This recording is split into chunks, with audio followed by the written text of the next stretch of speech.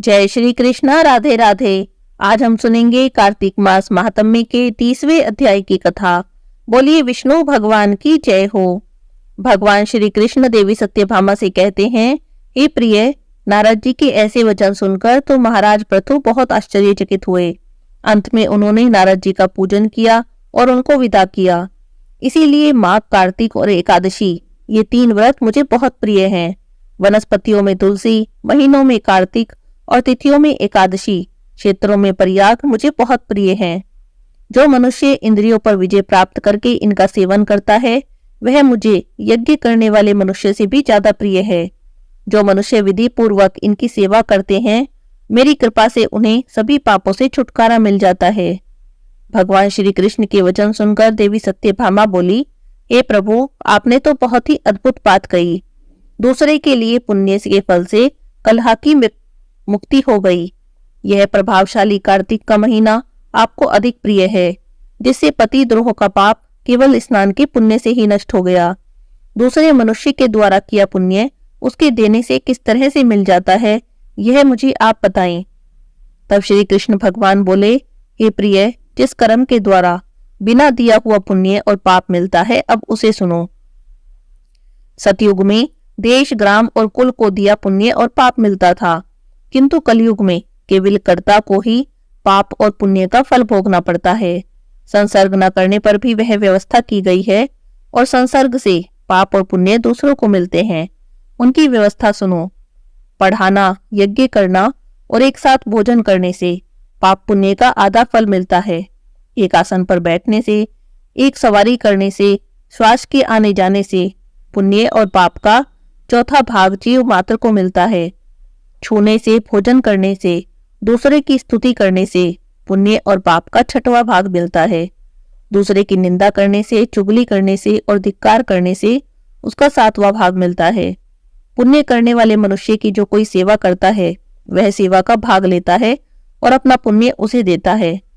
नौकर और शिष्य के अलावा जो मनुष्य दूसरे से सेवा करवाकर उसके पैसे नहीं देता, वह सेवक उसके पुण्य का भागी होता है।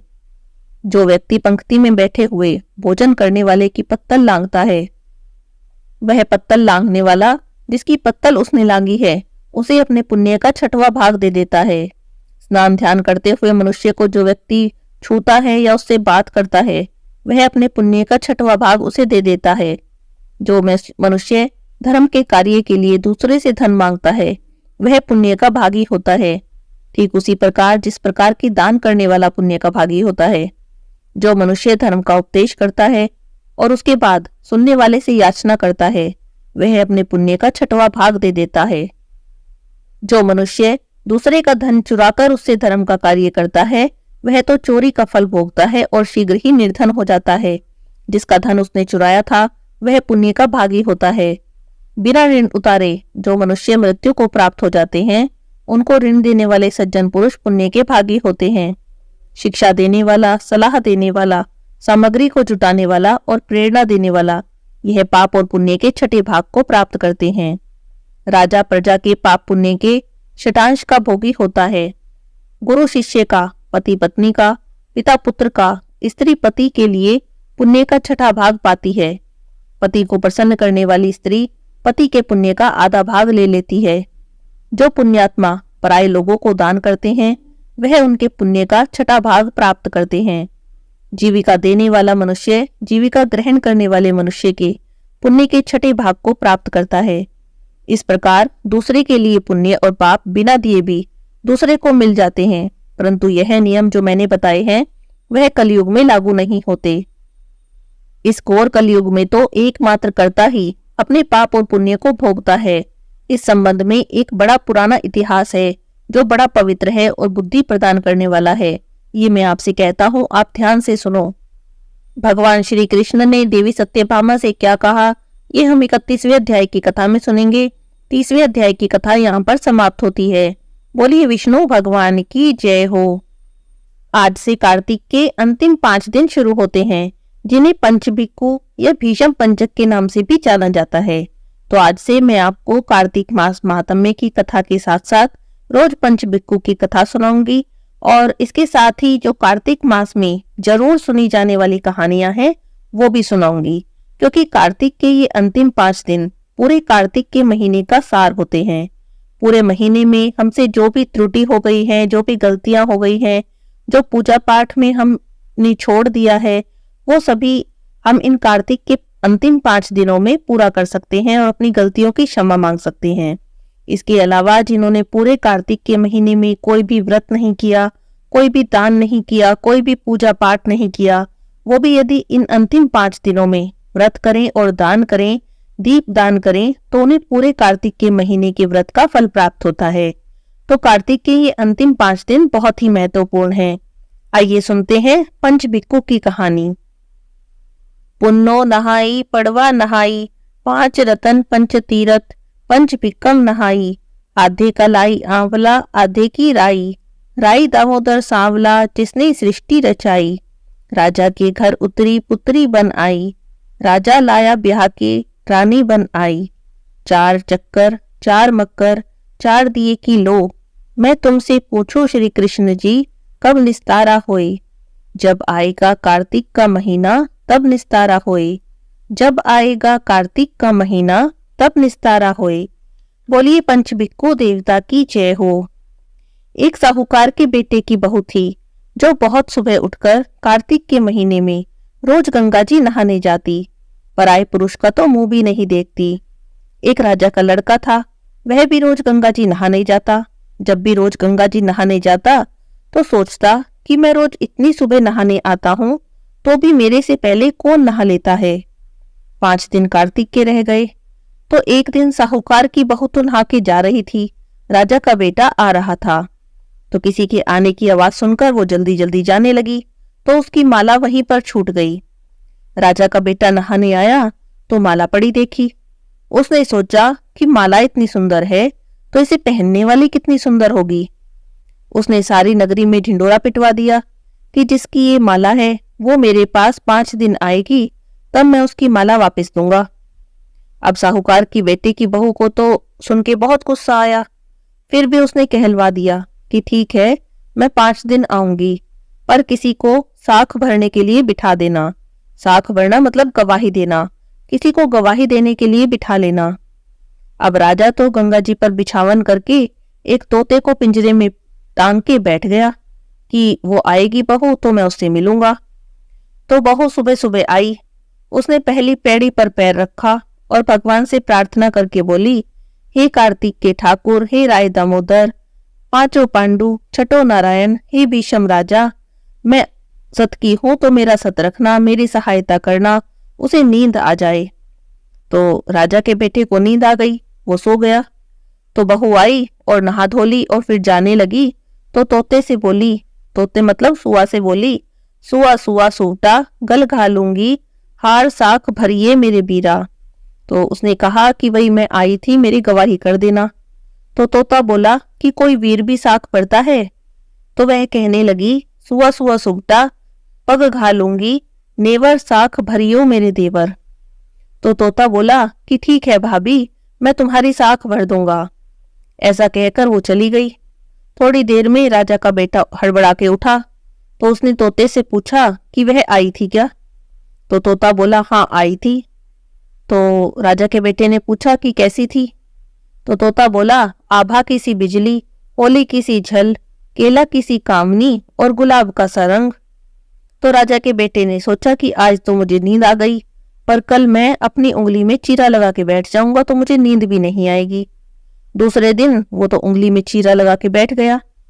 अब साहूकार के बेटे की बहू आई, उसने फिर वहां आते ही भगवान से प्रार्थना करी कि हे कार्तिक के ठाकुर, हे राई दामोदर, 5 पांडु, छठो नारायण, हे भीष्म राजा, मेरी आज भी लाज रख लेना, मेरा सत रख लेना और उसे नींद आ जाए।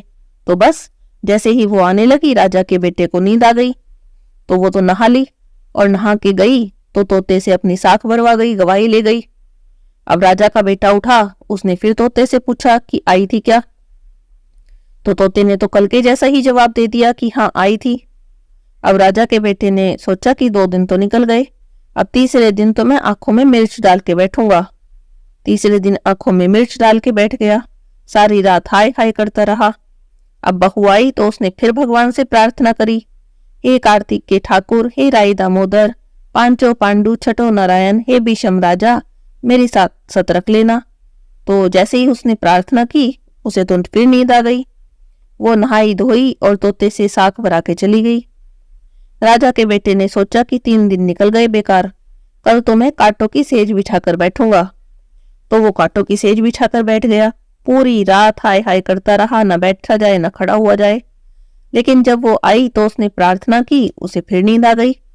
वो तो प्रार्थना करके नहा के धो के तोते से अपनी गवाही लेके चली गई। 5वें दिन तो राजा आग जलाकर उसकी राख पर ही बैठ गया। लेकिन साहूकार की बहू जब आई, उसने फिर कार्तिक के ठाकुर से प्रार्थना की, हे कार्तिक के ठाकुर, हे राय दामोदर, पांचों पांडु, छठो नारायण, हे भीषम राजा, आज 5वां दिन है, आज भी मेरी सहायता करना और मेरी लाज रख लेना।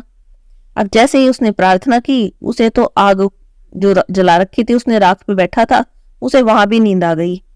वो आई, नहाई धोई, तोते से गवाही ली और जाने लगी तो बोली कि इससे कह दियो कि मेरे 5 दिन पूरे हो गए, अब मेरी माला घर भिजवा देगा। राजा का बेटा उठा, उठते ही तोते से पूछा कि आई थी क्या? तोता बोला हाँ आई थी, और उसने अपनी माला वापस मंगाई है, बोली है कि 5 दिन मेरे पूरे हो गए। तो राजा के बेटे ने उसकी माला जो है घर भेज दी बड़े दुखी मन से। थोड़े दिन बाद उसके कोढ़ निकल आया, पूरे शरीर पे जलन मच गई, त्राही त्राही पुकारने लगा, बचाओ बचाओ, त्राही त्राही बुलाने लगा।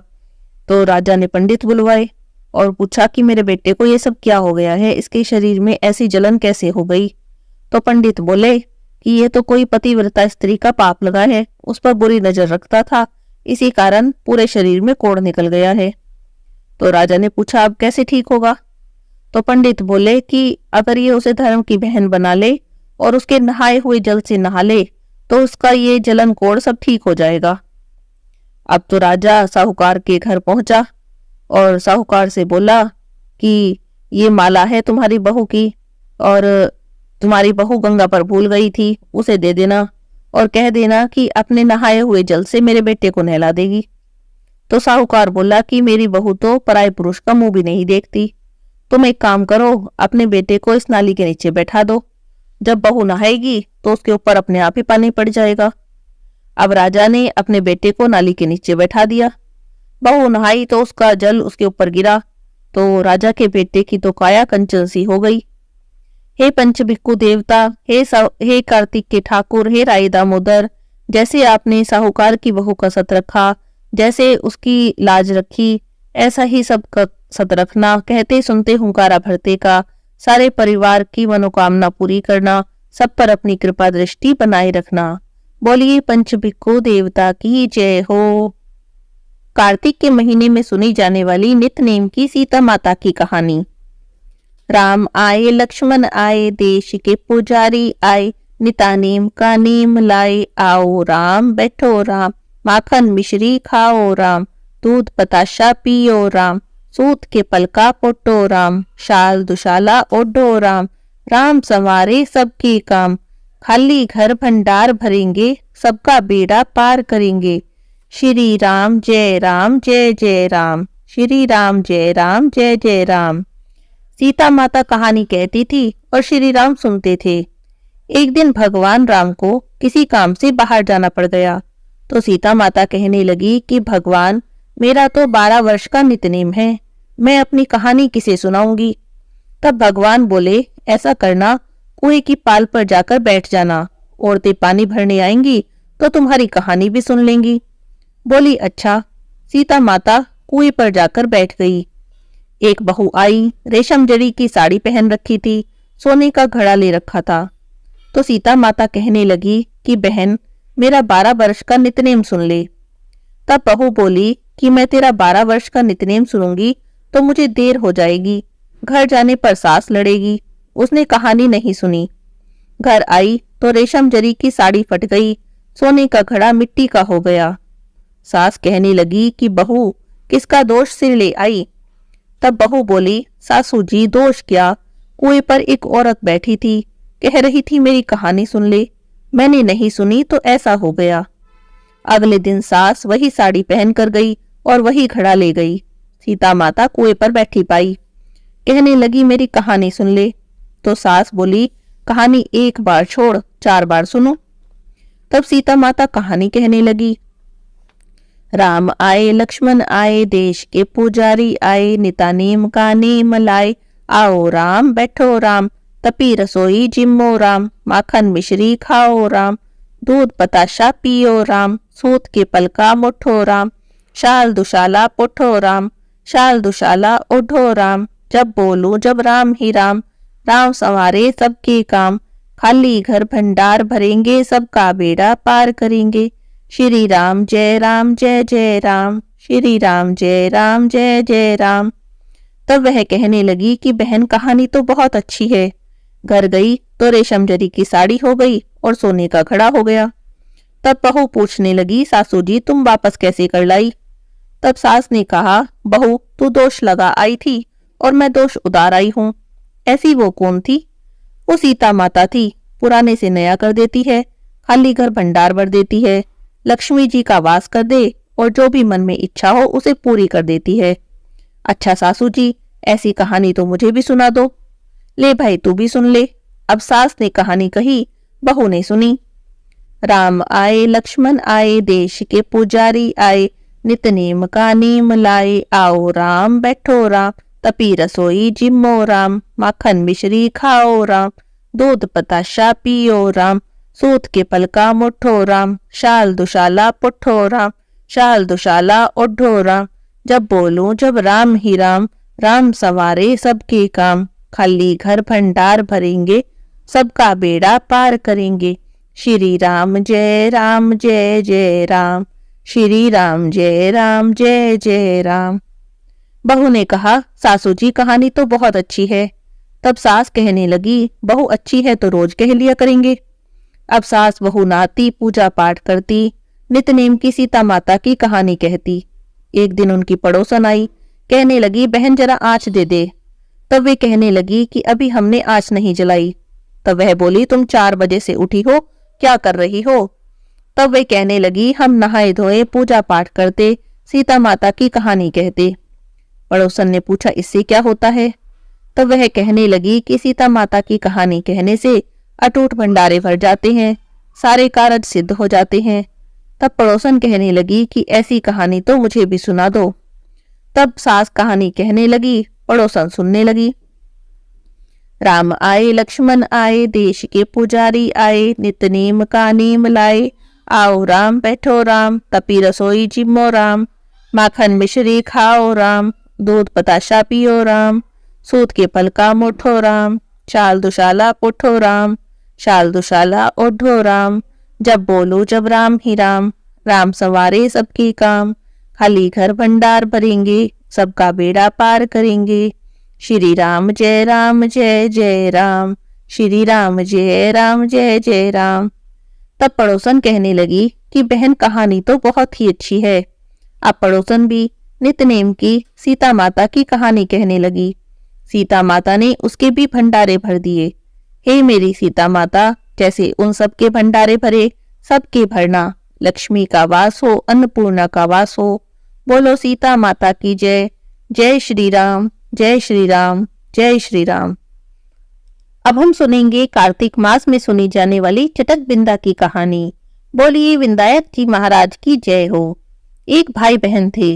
बहन कार्तिक के महीने में व्रत करती थी, सभी देवताओं का पूजन करती थी, लेकिन उसने कभी भी चटक बिंदा की पूजा नहीं की थी। चटक बिंदा की पूजा के नाम से आसन झाड़कर उठकर बैठ जाती थी। इस पर चटक बिंदा भगवान नाराज हो गए और कहने लगे कि मैं तो इसको दोष लगाऊंगा और पातक लगाऊंगा। अब तो चटक बिंदा महाराज ने एक आदमी का वेश बनाया और रात के समय बहन के कमरे की तरफ आए और उसके बिस्तर के चारों तरफ चक्कर लगाते जाते और पान की पीक थूकते जाते। मिठाई खाकर उसका दोना उसके बिस्तर के पास ही रख जाते। इस तरह से चटक बिंदा महाराज रोज आदमी के वेश में बहन के कमरे में आने लगे। एक दिन भाभी सफाई कर रही थी, तब उसने देखा कि पलंग के पास पान की पीक थूकी पड़ी है और मिठाई के खाली दोने पड़े हैं। भाभी का माथा ठनका। वो तो भागी भागी गई अपने पति के पास और बोली, वैसे तो तुम्हारी बहन बहुत पूजा पाठ वाली बनती है, बहुत संस्कारी बनती है, वैसे रात को उसके पास आदमी आते हैं। भाई को तो ये बात सुनकर बड़ा गुस्सा आया। वह बोला कि मेरी बहन तो बहुत पूजा पाठ वाली है, उसके बारे में ऐसी बातें मत करो। तब भाभी बोली, हाँ हाँ देखी है तुम्हारी बहन, जाकर कमरे में देखो क्या हाल हो रहा है। तब वह कहने लगा कि मेरी बहन के बारे में कुछ भी उल्टा सीधा मत कहो, मेरी बहन तो पान के पत्तों से भी हल्की है, चाहे तो तुलवा कर देख लो। अब बहन को तुलवाया गया, लेकिन वह इतनी भारी हो गई कि बहुत सारे पान के पत्ते चढ़ा दिए, पर फिर भी वह तुली नहीं। अब तो भाई को भी बड़ा गुस्सा आने लगा। भाई ने रात में क्या किया कि छुपकर कमरे में बैठ गया और देखने लगा। थोड़ी देर में, आधी रात में उसने देखा कि एक आदमी आया, बहन के पलंग के चारों तरफ चक्कर लगाने लगा। पान खा रखा था, पीक वहीं थूक दी, मिठाई खाई और दोना वहीं फेंक दिया और जाने लगा। जब वह जाने लगा तो भाई ने उसे पकड़ लिया, बोला तू कौन है? तो वह बोला कि मैं तो चटक बिंदा हूं। तब भाई ने पूछा कि तुम यहाँ क्या करने आए हो मेरी बहन के कमरे में? तो वह कहने लगा, तुम्हारी बहन को दोष लगाने आया हूं।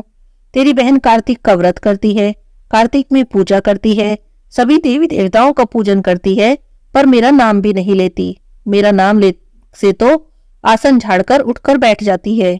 तो मैं उसको दोष लगाने आया हूं, उसको पातक लगाने आया हूं। अब तो भाई पैरों में गिर गया, हाथ पैर जोड़ने लगा और पूछने लगा कि बताओ मेरी बहन का ये दोष, ये पाप कैसे दूर होगा? तब चटक बिंदा महाराज बोले कि तुम दोनों बहन भाई तीर्थ करने जाना, एक साथ जाना। तुम्हें एक साथ देखकर लोग तरह तरह की बातें करेंगे। कोई कहेगा भाई बहन है, कोई कहेगा पति पत्नी है, कोई कहेगा भगा कर लाया है। उनको दोष लगता जाएगा और तुम्हारी बहन का दोष उतरता जाएगा। आगे जाओगे तो एक कुआं मिलेगा, उस कुएं से तुम्हें कच्चे धागे से पानी खींचना है।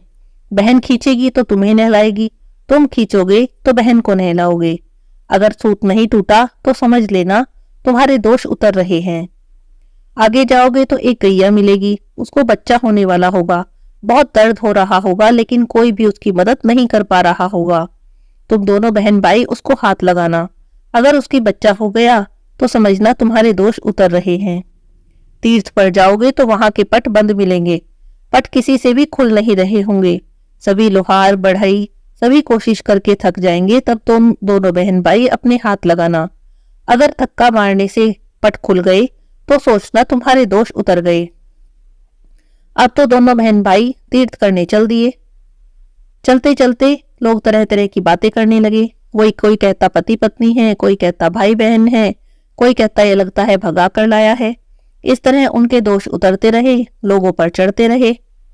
अब आगे गए, कुआं मिला, दोनों ने कच्चे सूत से पानी खींचा, एक दूसरे को नहलाया। तो बहन कहने लगी, भाई लगता है हमारे पाप नष्ट हो रहे हैं। थोड़ा आगे चले तो एक गाय तड़प रही थी, कष्ट से व्याकुल हो रही थी। भीड़ जमा थी, तो उन्होंने पूछा क्या हो रहा है?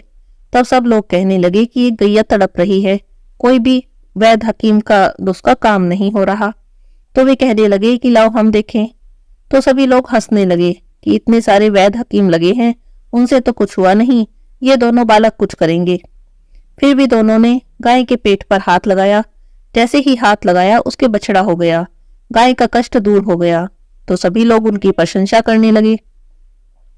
आगे गए तो तीर्थ के पट बंद मिले, सभी लोग खोलने की कोशिश कर रहे थे। खूब बड़े बड़े पहलवान, मोटे मोटे पहलवान खड़े थे, धक्का मार रहे थे। लोहार बढ़ई सब हार चुके थे। तब वे दोनों बोले कि लाओ हम कोशिश कर ले। तो फिर सब लोग हंसने लगे, बोले इतने बड़े बड़े पहलवानों के धक्के से तो खुल नहीं रहा, ये बालक खोलेंगे। फिर भी दोनों गए, दोनों ने हाथ लगाया, जरा सा धक्का मारा तो तीर्थ के किवाड़ खुल गए। तो बहन बोली कि भाई हमारे सभी पाप नष्ट हो गए। हे चटक बिंदा जी महाराज, जैसे बहन भाई के पाप नष्ट करे, वैसे ही सबके पापों को नष्ट करना, सबके घर में खुशहाली देना। बोलिए चटक बिंदा महाराज की जय हो। एक तपसी था और एक लपसी था। तपसी तो भगवान की तपस्या करता और लपसी रोज 1.25 सेर की लापसी बनाता, भोग लगाता, घंटी बजाता और जीम लेता। एक दिन दोनों में झगड़ा हो गया। तपसी बोला कि मैं बड़ा हूँ, लपसी कहने लगा कि नहीं मैं बड़ा हूँ। तपसी बोला कि मैं रोज भगवान की तपस्या करता हूँ, इसीलिए मैं ही बड़ा हूँ। लपसी बोला कि मैं रोज भगवान को 1.25 सेर की लापसी का भोग लगाता हूँ, इसीलिए मैं बड़ा हूँ। दोनों आपस में झगड़ रहे थे। नारद जी वहां से गुजरे तो दोनों को झगड़ते देखा। पूछने लगे कि क्यों झगड़ रहे हो? तब दोनों ने अपनी अपनी बात कह दी। नारद जी बोले कि तुम लोग आपस में झगड़ा मत करो, तुम में से कौन बड़ा है इस बात का फैसला मैं कर दूंगा। अगले दिन सुबह सुबह तपसी और लपसी दोनों नहा कर आ रहे थे। नारद जी ने दोनों के रास्ते में 1.25 करोड़ की अंगूठी रख दी। तपसी ने अंगूठी देखी तो उसने तुरंत उठा ली। इतनी कीमती अंगूठी देखकर उसके मन में लालच आ गया। सोचने लगा कि बड़ी कीमती अंगूठी है, इसे बेचूंगा, बहुत सारे पैसे मिलेंगे, उन पैसों से एक बहुत बड़ा यज्ञ करूंगा और अपने आप को बड़ा साबित कर दूंगा। उधर लपसी ने अंगूठी देखी तो सोचने लगा, अरे किसी की कीमती अंगूठी गिर गई है, लेकिन उसने अंगूठी को हाथ तक नहीं लगाया। सोचने लगा कि कहीं मैंने उठा ली तो चोर डाकू मेरे पीछे पड़ जाएंगे, कहीं मुझे मार दिया तो। वो तो रोज की तरह 1.25 सेर की लापसी बनाई, भगवान को भोग लगाया, घंटी बजाई और जीभ लिया। थोड़ी देर में नारद जी वहां पर आए। दोनों कहने लगे कि बताओ नारद जी, हम दोनों में से कौन बड़ा है। तो नारद जी बोले कि दोनों खड़े हो जाओ। दोनों खड़े हो गए। जैसे ही दोनों खड़े हुए, तपसी के पैर के नीचे से अंगूठी निकली जो उसने तपस्या करते टाइम अपने पैर के नीचे छुपा ली थी। तो नारद जी तपसी से बोले कि इतनी तपस्या कर ली तूने, पर तेरे मन का लालच अभी तक नहीं गया। जा, अब तुझे तेरी तपस्या का भी कोई फल नहीं मिलेगा। इतना सुनना था कि तपसी तो जोर जोर से रोने लगा। रोते रोते नारद जी के पैरों में गिर गया। बोला, महाराज दया करो और बताओ कि मुझे मेरी तपस्या का फल कैसे मिलेगा। तब नारद जी बोले कि जो अपने घर में गाय कुत्ते की रोटी नहीं बनाएगा तो उसकी तपस्या का फल तुझे मिल जाएगा। दीवा जलाकर हाथ नहीं जोड़ेगा, ब्राह्मण को भोजन कराकर दक्षिणा नहीं देगा, तब उसकी तपस्या का फल तुझे मिल जाएगा। साड़ी देकर भेंट नहीं देगा तो उसकी तपस्या का फल तुझे मिल जाएगा। जो सारी कहानी कहकर तेरी कहानी नहीं कहेगा, तब उसके सारे पुण्य सारे फल तुझे मिल जाएंगे। बस तभी से सभी कथा कहानी के साथ तपसी लपसी की कहानी जरूर सुननी चाहिए, नहीं तो किसी भी कथा कहानी का फल नहीं मिलता। बहुत समय पहले की बात है। एक दिन भगवान शिव ने सोचा कि चलो मृत्यु लोक में जाकर देखूं कि क्या क्या हो रहा है। बहुत समय हो गए मैं मृत्यु लोक पर नहीं गया। बस ऐसा सोचकर भगवान शिव मृत्यु लोक में भ्रमण करने के लिए तैयार होने लगे। भगवान शिव को तैयार होते देखकर माता पार्वती ने पूछा, प्रभु आप कहाँ जा रहे हैं। तब भगवान शिव ने कहा, हे देवी, मैं मृत्यु लोक में जा रहा हूँ। बहुत समय हो गया, मैंने नहीं देखा मृत्यु लोक में क्या क्या हो रहा है। तब माता पार्वती ने सोचा कि भगवान मृत्यु लोक में भ्रमण करने जा रहे हैं, मैं भी साथ में चलती हूँ। तो उन्होंने भगवान शिव से आग्रह किया, हे प्रभु मुझे भी अपने साथ ले चलो। तब भगवान शिव ने कहा, नहीं देवी, मृत्यु लोक में भ्रमण करने से आप थक जाओगी, आपको भूख प्यास लगेगी, आप रहने दो। लेकिन माता पार्वती तो जिद पर अड़ी थी। उन्होंने कहा, नहीं प्रभु, ना मैं थकूंगी और ना ही मुझे भूख प्यास लगेगी, आप मुझे ले चलो। अब माता पार्वती की जिद के आगे भगवान शंकर को झुकना पड़ा। वे माता पार्वती को साथ लेकर मृत्युलोक में आ गए। अभी थोड़ी ही दूर चले थे कि माता पार्वती को तो थकान होने लगी और भूख प्यास भी लगने लगी। वे तो एक स्थान पर बैठ गई और भगवान से बोली, हे प्रभु, अब मैं आगे नहीं चल सकती, मैं तो बहुत थक गई हूँ और मुझे भूख प्यास भी लगी है। तब भगवान शिव ने कहा, हे देवी, मैंने तो पहले ही कहा था कि आप मत चलो, लेकिन आप नहीं मानी। अब कर क्या सकते थे। भगवान शिव और माता पार्वती भोजन की तलाश में थोड़ा आगे चले। भगवान शिव और माता पार्वती जोगी और जोगन के भेष में थे। जाकर उन्होंने गांव में एक दरवाजे पर आवाज लगाई। वह दरवाजा, वह घर उस गांव की साहूकार का था। अंदर से एक महिला ने दरवाजा खोला तो पूछने लगी, क्या बात है, क्यों शोर मचा रहे हो। तब भगवान शिव जो कि जोगी के भेष में थे कहने लगे कि हे माता, हमारी पार्वती जी को भूख प्यास लगी है, इन्हें खीर खांड का भोजन चाहिए। तो वह महिला तो बहुत क्रोधित हो गई और कहने लगी, अगर तुम दोनों को खीर खांड का भोजन चाहिए था तो कुछ काम क्यों नहीं करते। देखने में तो हट्टे कट्टे लगते हो, ऐसे भीख मांगते तुम्हें शर्म नहीं आती। जाओ यहाँ से, मेरे घर में कुछ नहीं है।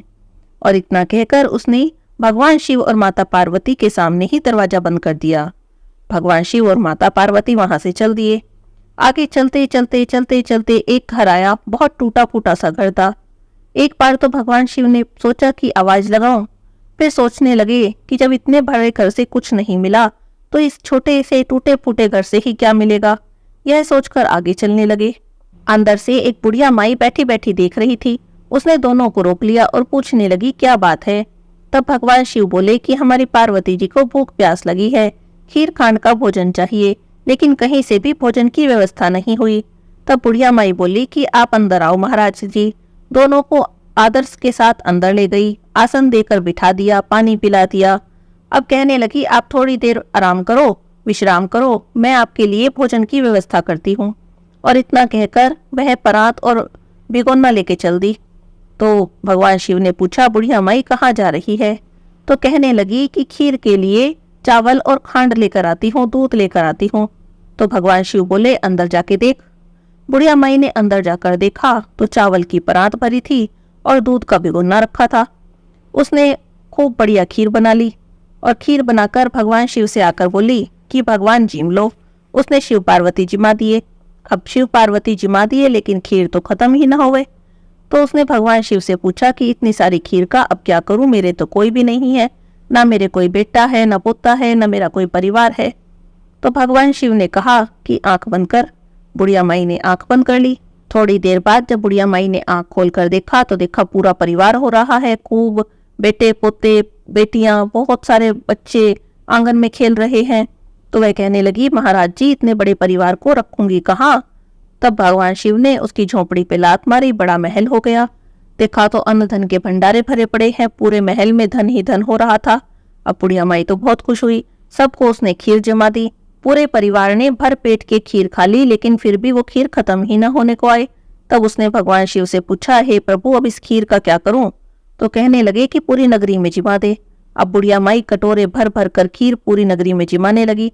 सब लोग निर्चा चर्चा करने लगे कि बुढ़िया माई कल तक तो मांगती फिरती थी, कल तक तो खाना भी हमारे घर से लेकर जाती थी, आज खीर बांट रही है। बुढ़िया माई एक कटोरा भर के खीर साहूकारनी के भी देने गई। तो जैसे ही उसने दरवाजा खोला तो उसने पूछा कि तेरी खीर कहाँ से आई? वो बोली कि हमारे शंकर पार्वती आए थे, उन्हीं की कृपा से हमारे घर में खूब धन ही धन हो गया है, खीर कटोरे भर भर के बांट रही हूँ। तब साहूकारनी कहने लगी कि शंकर पार्वती जी कहाँ हैं? मेरा धन तेरे दे दिया, भागी भागी चली गई, मोड़ा मोड़नी ठहरियो, जोगा जोगनी ठहरियो। जाकर शंकर पार्वती के पैर पकड़ लिए, बोली महाराज ऐसा क्यों कर दिया, मेरा धन उसे क्यों दे दिया? तब शंकर भगवान बोले, मैंने तो ना उठाया ना धरा, तैने ना करी तेरे ना हो गया, उसने हाँ करी उसके हाँ हो गया। तब वह बोली, ना महाराज कुछ तो दो। तब भगवान शिव को उस पर दया आ गई और उन्होंने कहा, तेरी तेलड़ी में तेल रहेगा, घीलड़ी में घी रहेगा, धन तेरा जुड़े ना, काम तेरा रुके ना। और इतना कहकर शंकर पार्वती जी वहां से चले गए। हे शंकर पार्वती जी, जैसे आपने बुढ़िया माई पर दया की, ऐसी ही दया सब पर करना। जैसे साहूकारनी से रूठे हो, ऐसा किसी से भी ना रूठना। बोलिए शंकर पार्वती की जय हो। तुलसी महारानी नमो नमो, हरि की पटरानी नमो नमो। तुलसी महारानी नमो नमो, हरि की पटरानी नमो नमो। धन तुलसी पूर्ण तप कीनो, शालिग्राम बनी पटरानी नमो नमो। तुलसी महारानी नमो नमो, हरि की पटरानी नमो नमो। जाके पत्र मंजरी कोमल, श्रीपति कमल चरण लपटानी नमो नमो। तुलसी महारानी नमो नमो, हरि की पटरानी नमो नमो। कौन से महीने में बोई रानी तुलसा, कौन से महीने में हुई हरियाली नमो नमो। तुलसी महारानी नमो नमो, हरि की पटरानी नमो नमो। कौन से महीने में हुई तेरी पूजा, कौन से महीने में हुई पटरानी नमो नमो। तुलसी महारानी नमो नमो, तुलसी महारानी नमो नमो। आषाढ़ मास में बोई रानी तुलसा, सावन मास में हुई हरियाली नमो नमो। तुलसी महारानी नमो नमो हरि की पटरानी, नमो नमो। कार्तिक मास में हुई तेरी पूजा, मंगसिर मास में हुई पटरानी, नमो नमो तुलसी महारानी, नमो नमो हरि की पटरानी, नमो नमो। धूप दीप नैवेद्य आरती, पुष्पन की वर्षा बरसानी, नमो नमो तुलसी महारानी, नमो नमो तुलसी महारानी, नमो नमो।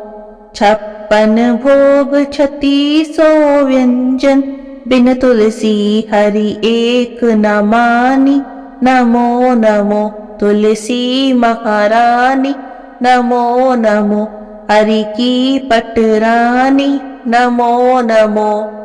जो कोई तुलसी जी को सवेरे गाए, श्री कृष्ण के दर्शन पाए, नमो नमो तुलसी महारानी, नमो नमो हरि की पटरानी, नमो नमो। जो कोई तुलसी जी को दोपहर को गाए, खीर खांड के भोग लगाए, नमो नमो तुलसी महारानी, नमो नमो हरि की पटरानी, नमो नमो। जो कोई तुलसी जी को सांझ को गाए, श्री कृष्ण जी की आरती उतारे, नमो नमो तुलसी महारानी, नमो नमो हरि की पटरानी, नमो नमो।